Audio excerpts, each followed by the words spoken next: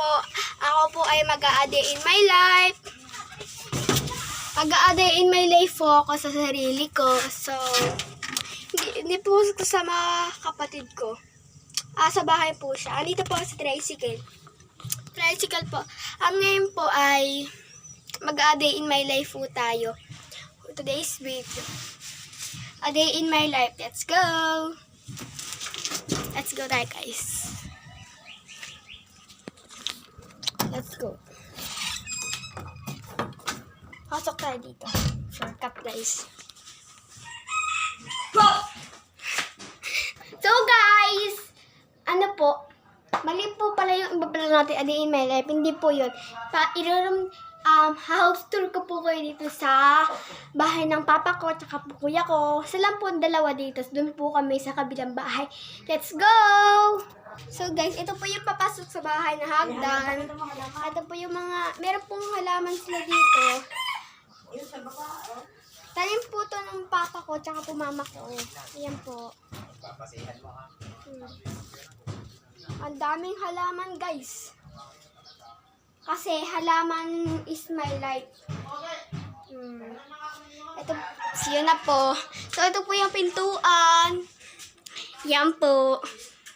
Ito po muna yung kurtina. Ito po yung kwarto ng kuya ko.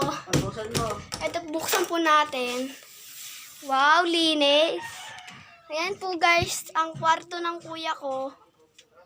Ang linis niya. Tapos may bintana po dalawa dito. Tapos, ayan po yung mga damit ni kuya. So, sarado na po natin. So, meron po dyan mga gamit, kalendar. Ito po yung lamesa. Ito po yung munting, nila, hugasan. Ito po yung ito po yung munting kalan nila.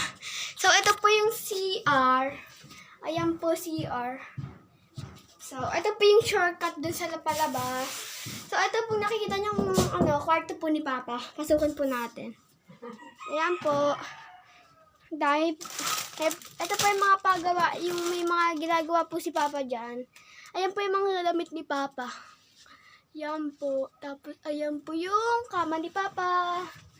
May mga gamit po siya, may mga electric fan. Ayan po. May lababo, munting lababo po nilang dalawa. Tapos, dito po tayo sa likod. Ito po yung munting tricycle ng papa ko. Ayan po. May mga halaman din po dito.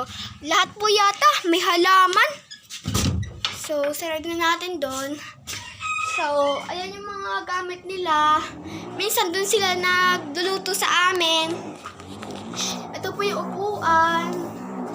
Ayan po yung pintuan ng labas. Wala pong nakalagay. May tambo po sila dyan. Ayan po. So, yun lang po. Kung nagustuhan niyo po itong vlog ko, subscribe niyo po ako. At huwag niyo pong kalimutan pinutin ang notification bell. Bye-bye! Ako po ulit si Generous P. Oxon sa munting bahay nila Papa. Bye-bye! Abangan niyo po ang susunod kong vlog. Bye-bye!